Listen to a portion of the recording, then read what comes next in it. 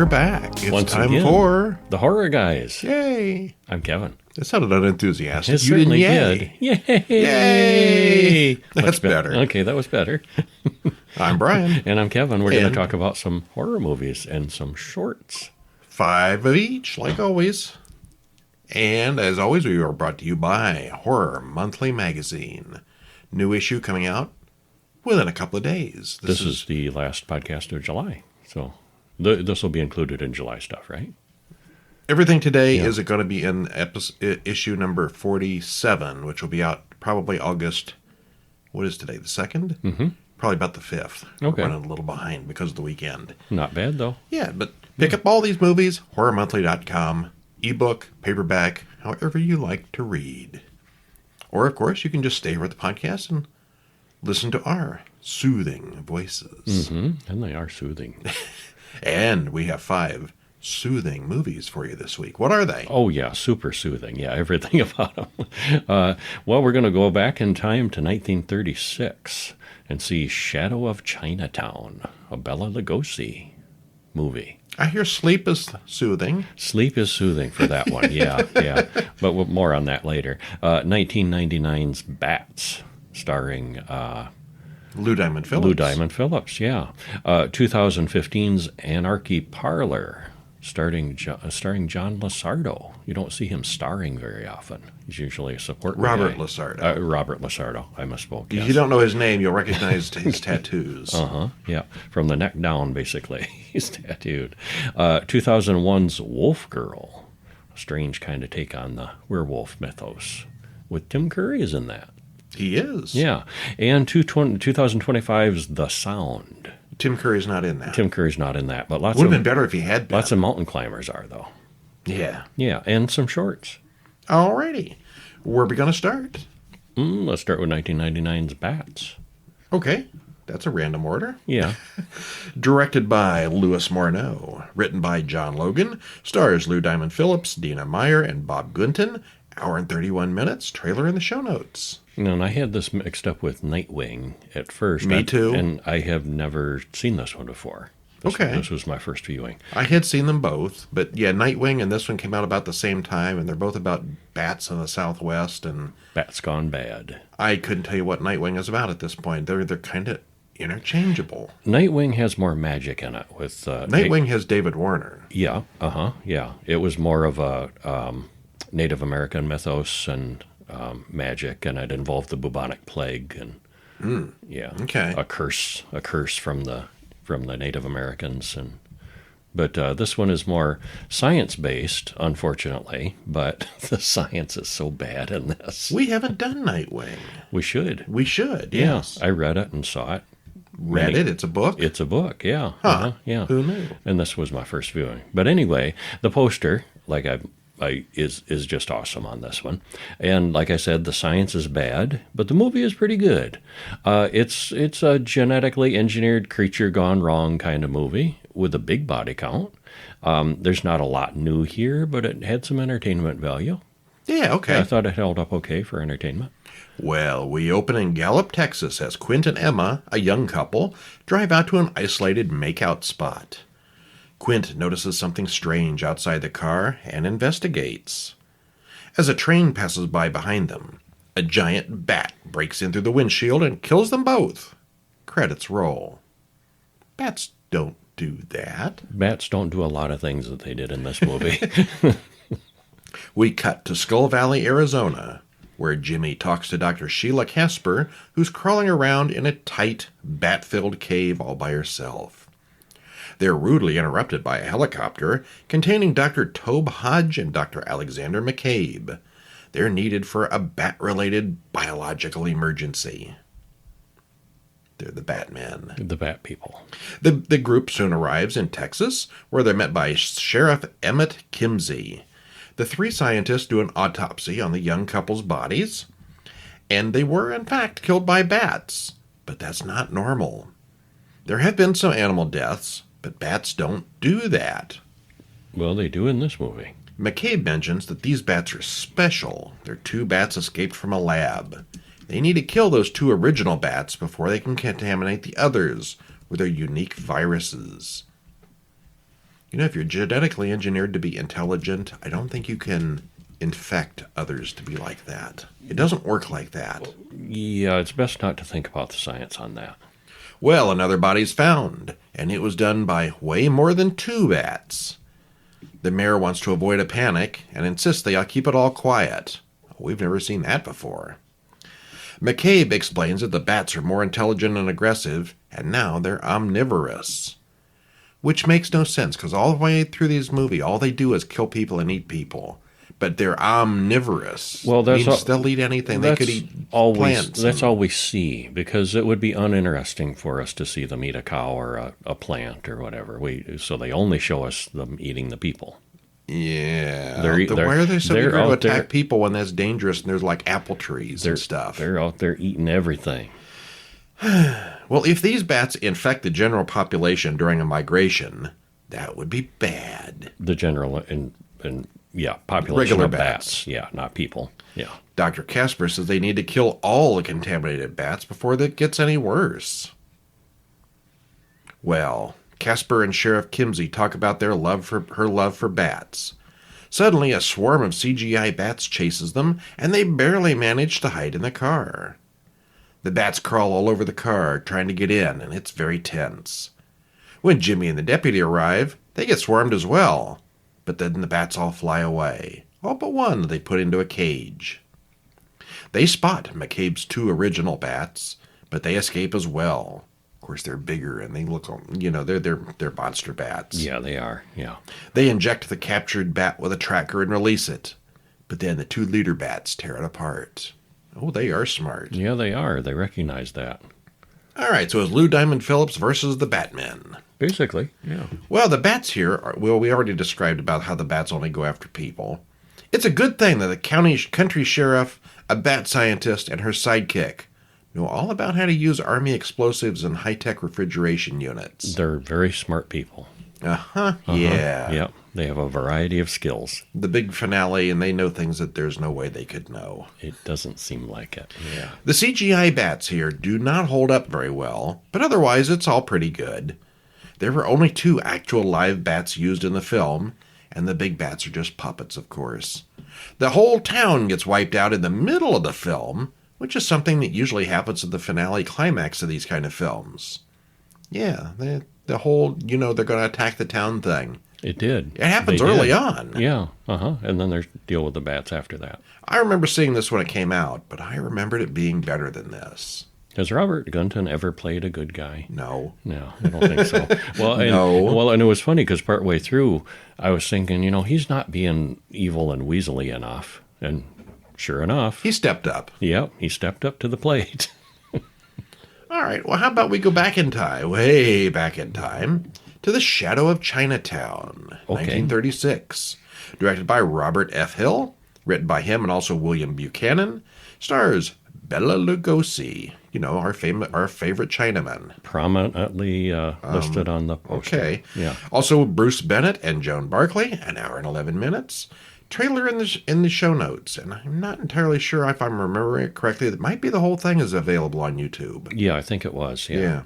And we've spoke of movies from the past where they do the yellow face with white people playing Chinese people. This has got that, so it's dated because of that, and the misogyny is just over the top too. So this is about as dated as movies get. As far as culturally dated, yeah, this is up there.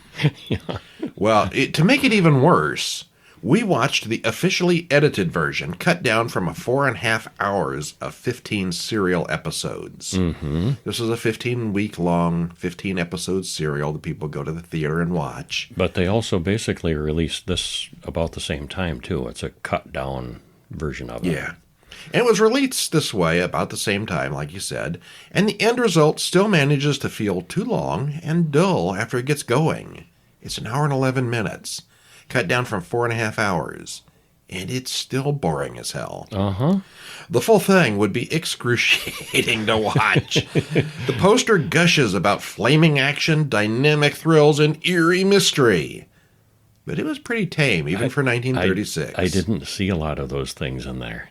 No. It was pretty tame. Yeah. Yeah, this is one you totally can avoid. It's interesting seeing Bela Lugosi again in something, but He was in very few good movies. He did a lot. he did a lot of But I think you stuff could that probably only... hasn't held up very well. Yeah, well, I don't know that it was good at the time. This was not good at the time. Those movies with the monkeys and the apes were not good at the time. I don't know. Audiences were simpler back then. Yeah. Okay. Well, what happens? Well, we open in San Francisco on the docks. A woman reads a letter about destroying the competition. So she calls Victor Poten. They've discussed this, and now it's time to act. She offers him $10,000, which is a fortune in 1936, yeah. to ruin the merchants of Chinatown. She says she's sick of this competition. And she says with his machine, he can do it easily. Oh, Bela Lugosi's a mad scientist. Yeah. Okay. Well, Poten gets his gang together, and they synchronize their watches before their big plan. The men dress up like Chinese and spread out all over Chinatown. And they blow up smoke bombs, shoot off guns, and cause mass confusion, stirring up the, people having their dinner and, shopping. And People won't go to Chinatown because it's a dangerous it's so place. disruptive and dangerous, which is her plan, yeah. Well, Joan goes to her editor, Martin, about getting to the bottom of this crime. She's a reporter, and she's desperate. Martin's servant Willie explains the crime to her. Someone wants to break up the Chinese tourist trade. Well, she continues to investigate with the local beat cop. She pesters the police chief and the mayor.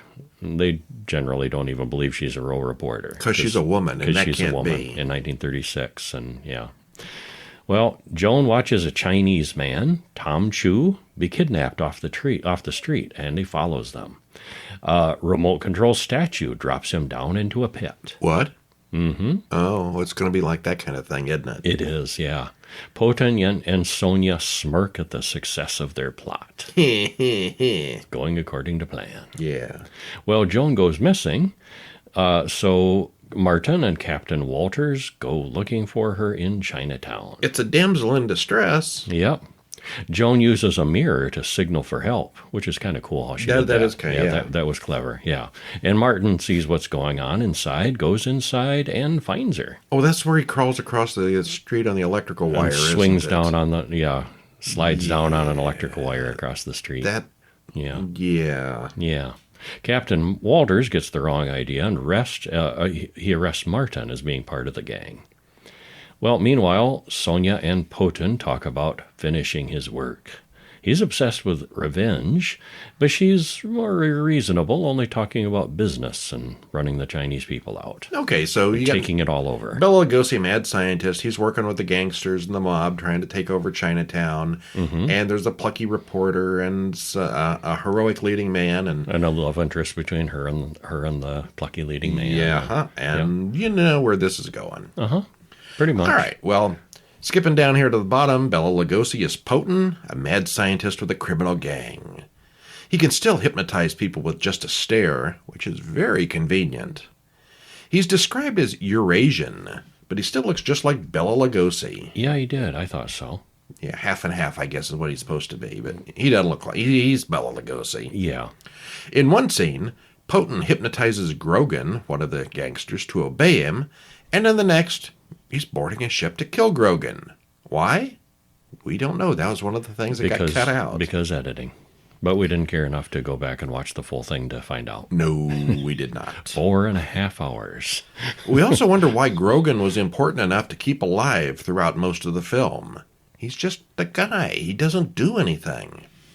Actually, there's a lot here that doesn't really make sense, most likely due to poor editing. Then again... a 15-episode serial, unless tightly plotted, could easily forget details between episodes. Yeah, they might have. Yeah, if you're watching a half an hour or 20 minutes or whatever it is every week without a recap, I sort of remember what happened last week. Yeah, okay, that all makes sense. Mm-hmm. Yeah, your mind fills in the blanks. Yeah, probably. Not so much when it's trying to be coherent. Martin and Joan spend most of their time arguing about his misogyny. It's considered a good thing when he gets her fired at the end in order to marry her. Happy ending is she gets fired, but that's okay because she can marry him who will take care of her. Because he's not going to have his wife working. This was edited down for the He literally says that. He did, yes. Yeah. Uh-huh. Edited down from a 4+ hour serial, and it still managed to get really boring in the middle 20 minutes. Yeah, it did. The first 20 minutes are pretty good, actually, but it goes downhill very quickly. If they only included the best parts of the original here, I can't imagine trying to sit through more than 4 hours of this cheaply made mess. I gotta assume they included the best stuff there. Yeah, why would they leave the good stuff out? Yeah. This was the good stuff. Yeah. Well, we saw Ow. it. Bats? What? Ow. Oh, wolves. Wolf Werewolves. Girl from 2001. Directed by Tom Fitzgerald. Written by Laurie Lansens. Stars Shelby Fenner, Sean Ashmore, and Tony Denman. And that's just the IMDb credits. And Tim Curry. Yeah, because Tim Curry and the actual Wolf Girl aren't even in this list because they're way down in the... And they're the two main characters. Yeah, IMDb does weird credits sometimes. This is in order of appearance. These are the first people we see. Mm-hmm. Hour and 37 minutes, and this one you can definitely watch on YouTube. It's not just a trailer, the whole thing is there. Spoiler free. Oh, go ahead. No, your turn. Well, it's a story about a traveling circus sideshow with a serving of horror on the side. It's kind of low-key on the horror, but it's there for sure. There is a lot of music and dancing and freaks and strange talents filling the movie. A lot of stuff going on.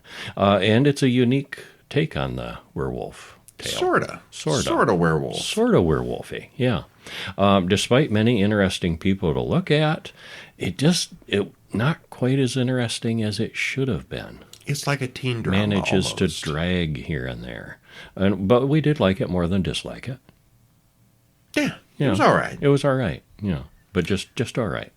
But it was not great, but interesting. Watch it for Tim Curry and the Freaks and Grace Jones. And Grace Jones. I have a note about that because any movie with Grace Jones is automatically at least pretty good. I'm the same way with Tim Curry. Okay, He's done nothing bad. Yeah. Well, we open on teenagers walking through the woods looking for something. Crystal, Bo, Corey, and Whiffler run into Ryan out there, and they pick on him. He's the school nerd. Suddenly, the circus drives by. I guess they weren't as deep out in the woods as we thought. Well, but they kind of just set up out in the middle of nowhere, too, though. They are kind of out in the woods. Yeah? Yeah, it's kind of weird, their location they pick. But it's not a whole circus. It's just the sideshow. I keep wanting to say slideshow. There's no PowerPoint involved here. It's just the sideshow, Freaks and Geeks and Monsters, as the song plays. There's a song called Freaks and Geeks and Monsters. Well, there's dancers and musicians, too. Well, the leader of the show, Harley Doon, stops and tells the others to set up right here. The main attraction is Tara Talbot. Talbot, get it? Talbot. The Wolf Girl.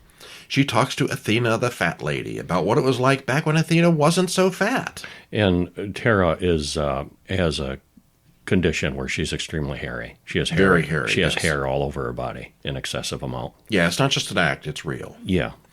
All the teens from earlier stand in the woods and watch the Wolf Girl do mundane chores. She helps set up camp. She does the work, too. Yeah, she's just a person with... And there are really people that have this condition. Uh-huh. Yeah. Well, we cut to the big evil factory across the road where the scientists talk about developing new genetic enhancements. Dr. Klein, who is one of the scientists who actually works there legitimately, she steals one of the lab rats and hides it in her purse. She takes it home to her home lab. Why? What could go wrong? She's Well, got some hobbies on the side. Yeah, she's got to have her. She's Ryan's mother, and they talk about a wolf being loose in the area, and there's a posse out looking for that wolf. Well, the sideshow opens, and we watch the orchestra of little people as Christoph/Christine sings a whole song as the other attractions wheel through behind her. That's Grace Jones playing. She's doing one of those half man, half woman. Half man, half woman things. Yeah. Uh-huh. Ryan peeks through the window as Tara gets ready for her act. And Harley Doon sings a song about plucking the bearded lady.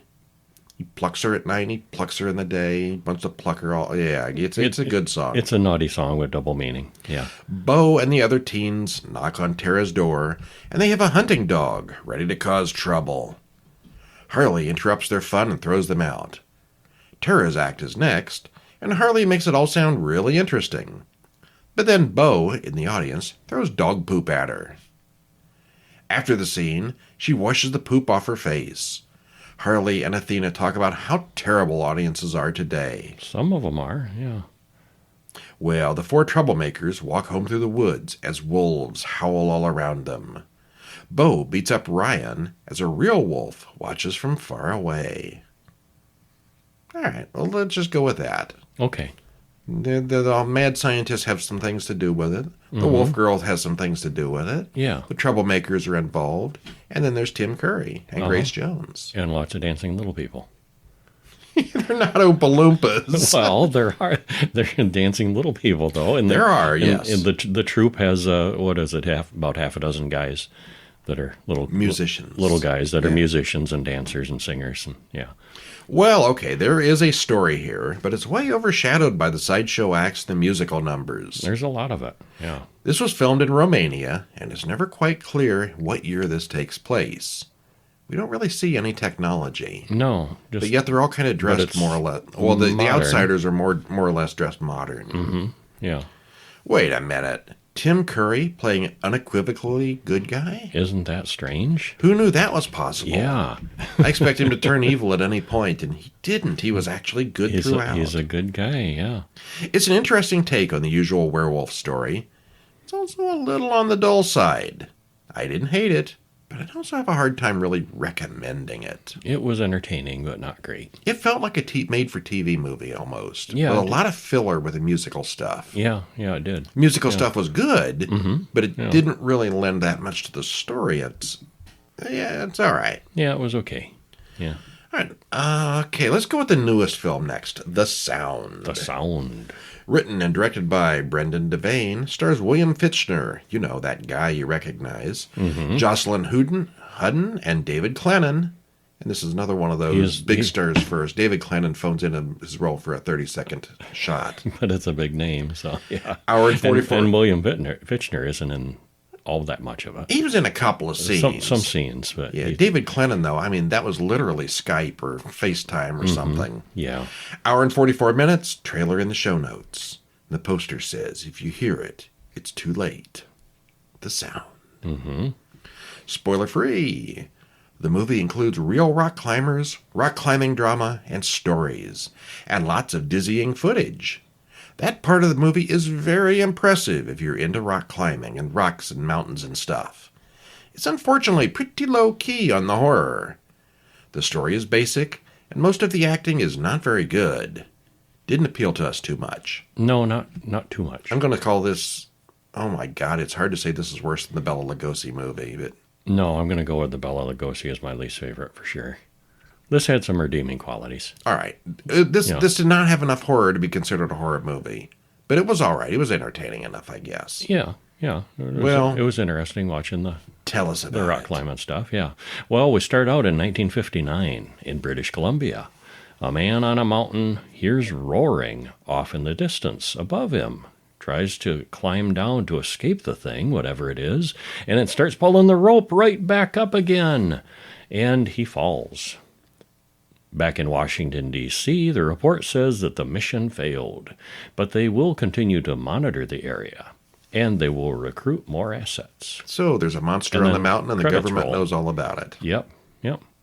In the modern day, much more modern mountain climbers scale the face of a vertical mountain.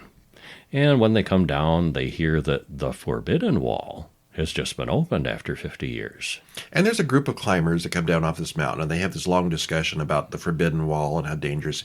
And it is the most god-awful acting you've ever heard in your life. Atrocious dialogue. But then you realize it's because they're actual rock climbers, not actors. Yeah, they cast a bunch of real rock climbers in the not the whole movie, but this one scene. For some scenes, and throughout, the rock climbers make their appearances, but these are all cameos. This particular scene was like, why are they seeming so unnatural? Is that that's why they're just people. It makes sense, and it's actually kind of cool, but that threw us off because it's so early in the film. Yeah, and we were thinking, this whole thing isn't going to be like that, is that? But no, they're not actors. So it was bad, but for other reasons. Yeah. Well, we cut to Kurt and Sean talking over FaceTime about making the climb, which will be tough, but doable.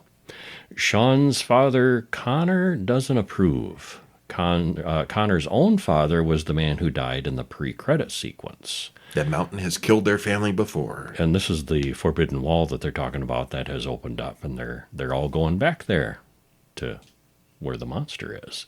Well, Sean explains that he doesn't really have a choice. He has to do the climb. And they wonder why the tribe is allowing access now all of a sudden, and why only certain people were invited to climb. Well, Sean drives to the base of the mountain and meets the other climbers. Colton is there. He's happy with the weather. He knows this is going to be hard and strange for Sean, but Sean's on board with it. No one knows why they're allowed to climb today, but there's a good chance no one else will be allowed to in the future, so they're taking advantage of it. Carrie is there. She wants to climb, but Colt won't allow it. She has to stay on the ground to coordinate. And he says she can go on the next climb if there is one. And they've got a guy named Radio who does the communications and radio stuff. Colt gives the climbers the rules and restrictions for the climb. Chief Gaiustes, the leader of the tribe, they meet him and he reiterates the rules of, how to respect the land and so forth. We got Brad, Jesse, Lucky, Justin, Emily, Kristen, Sean, and the others. It's a lot of climbers. Quite a few climbers, yeah. Everyone knows about Sean's grandfather who died on the mountain. Well, start the mysterious things going on. Radio reports that he can't explain all the static on the radio, and there's strange noises on the radio. And the first of the team of two starts climbing anyway. Sean stays with the ground crew as a backup and talks to the chief that night. Chief says, you need to finish what your grandfather couldn't. And I'm not talking about the climb. There's an evil on the rock, on top of the rock, trying to escape. The legends talk of an evil that came to our world many years ago, and it needs two people to escape. So the chief wants Sean to go up and seal the creature inside the mountain. And he says, embrace the quiet in your head, and you can defeat it. Use the force, Luke. Mm-hmm. All right, so there we go. There's a mountain, and Sean is the chosen one. Mm-hmm. To deal with the evil at the top of the mountain. Yeah. I got a question. If the creature really wants to get out and escape, why does it keep attacking the climbers? Why not just behave? And it possesses people. Why not just behave and ride one out? That was kind of strange. Yeah, maybe it just can't help itself. It sees people and gets too excited.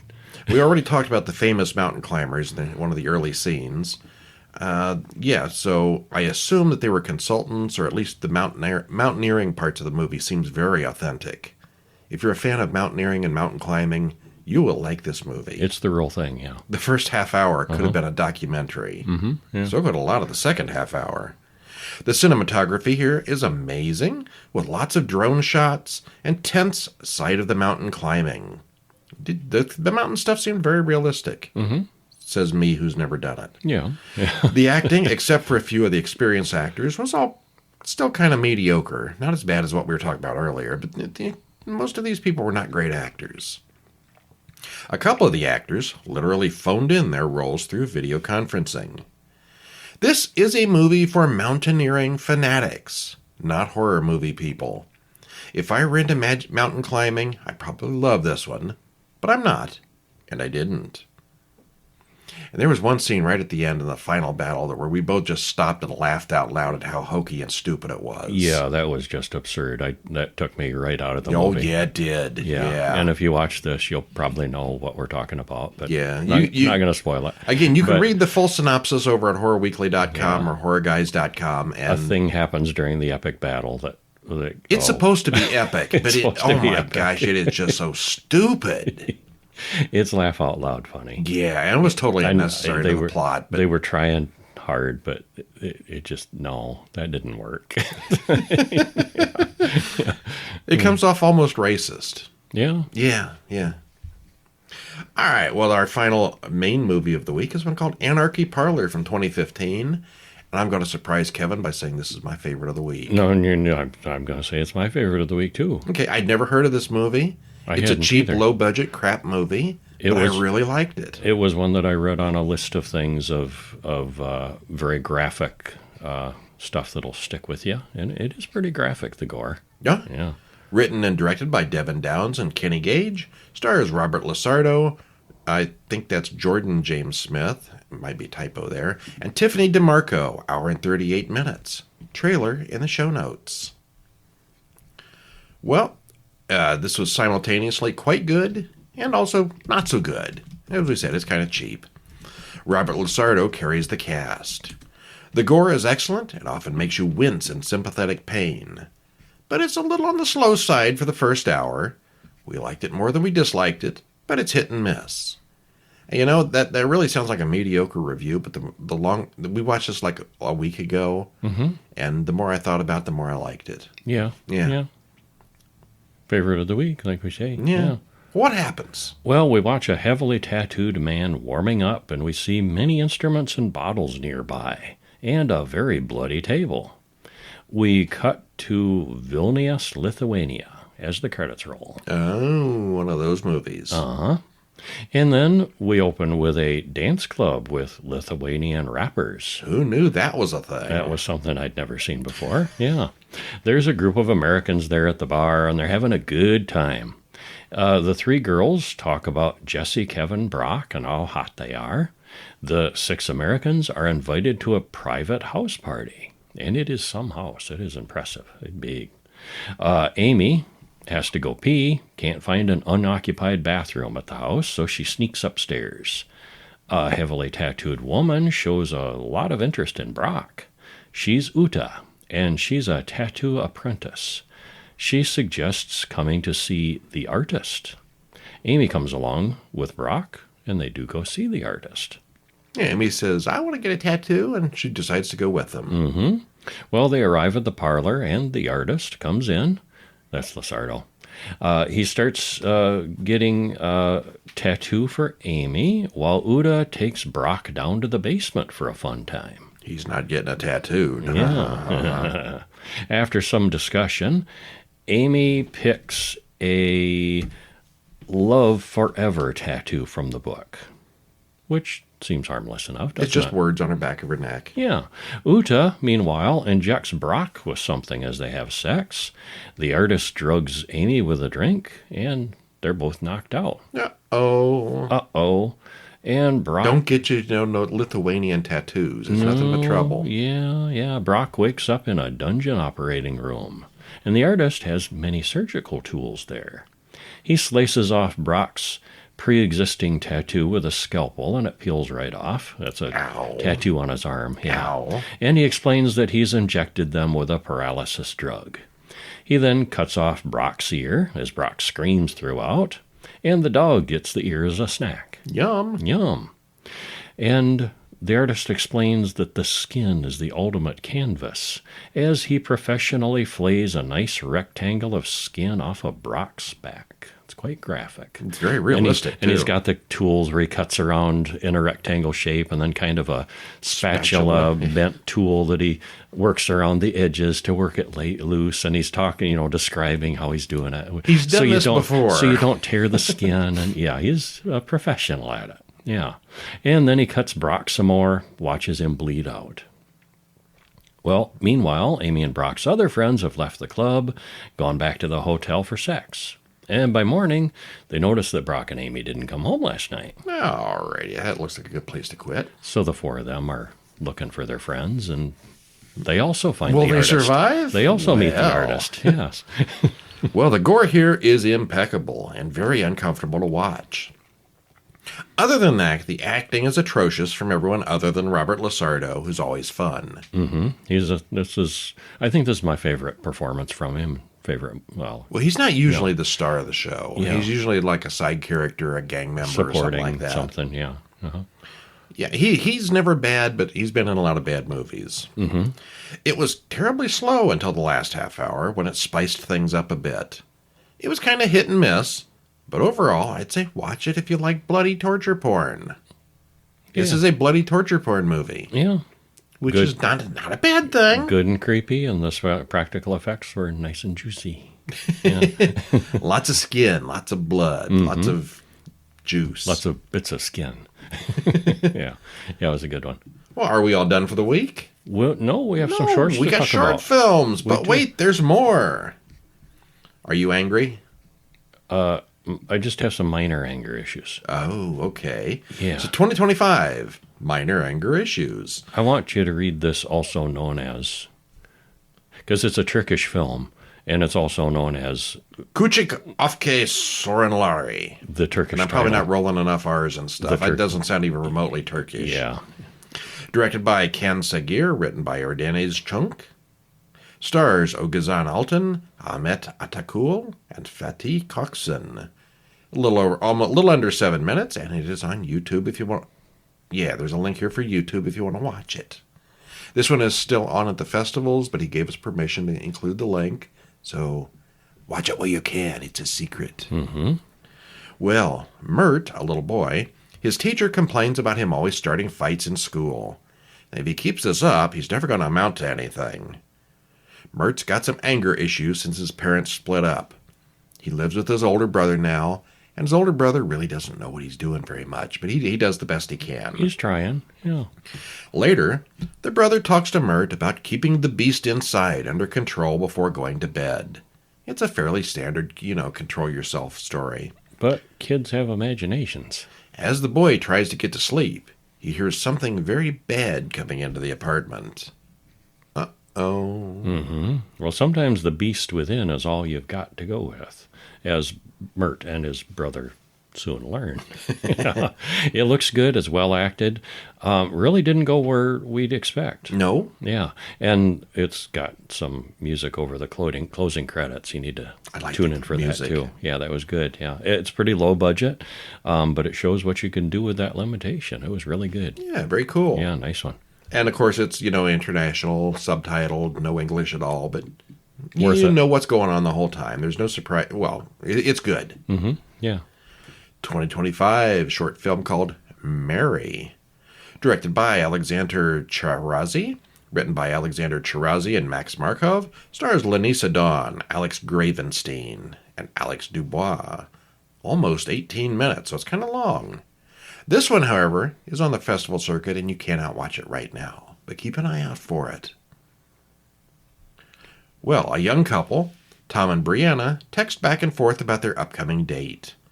Later, at the bar, he's a little late to arrive, but they've both been at this online dating thing for a while. They got stories.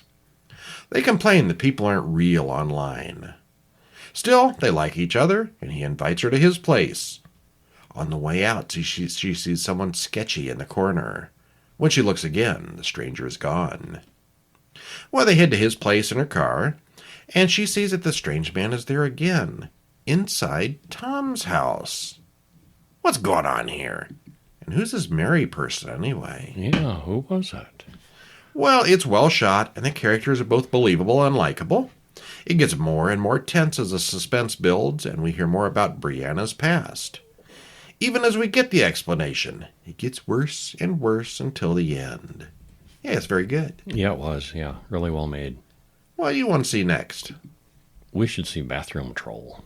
I like this one, too. Mm-hmm. 2018, Bathroom Troll. Written and directed by Aaron Immediatio. Immediatio, yes. Cool name. Stars B. Sanchez, Melissa Connell, and Hannah Gold. A little under 17 minutes. This one's on YouTube. We got some long ones this week. Uh-huh. What's this one about? Well, Cassie goes to the school restroom where she overhears the cool girls talking.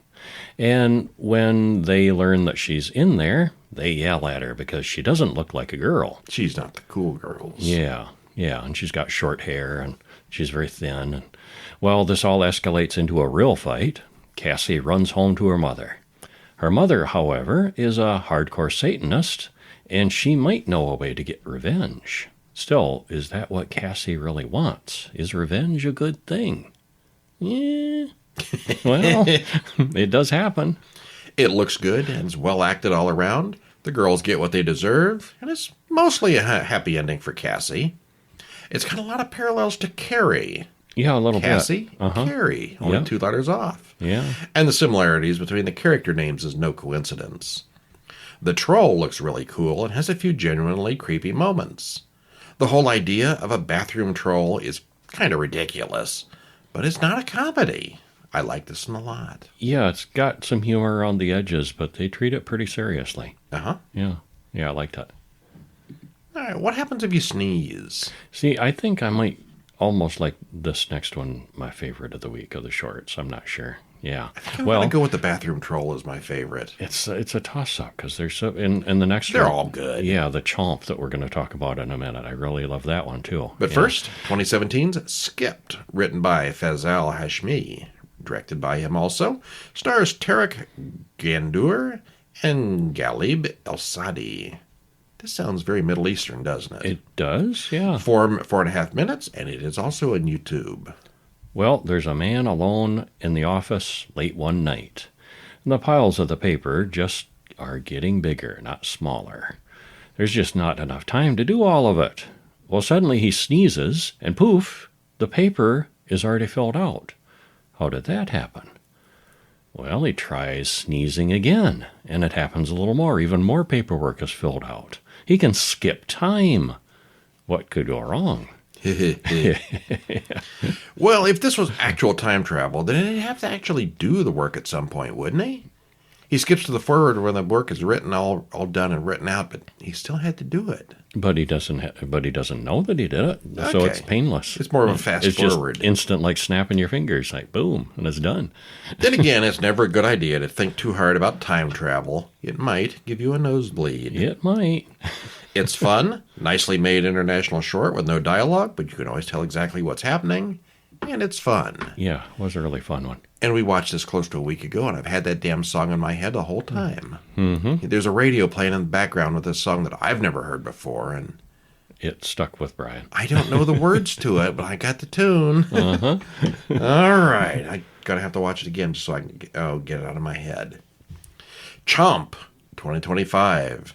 Directed by Cricket Arison and Suki Rose Simakis.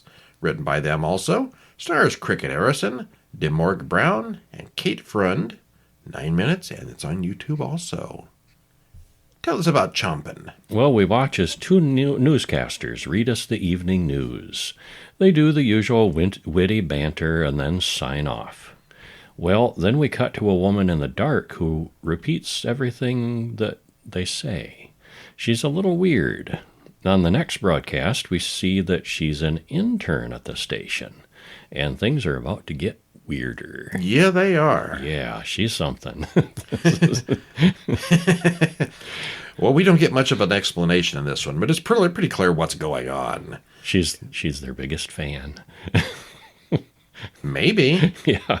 It's well shot and it looks good. The dialogue isn't great, but that's probably intentional to show how fake the news reporting is. Yeah, it was very deliberate. Isn't that right, Kevin? Yes, it is.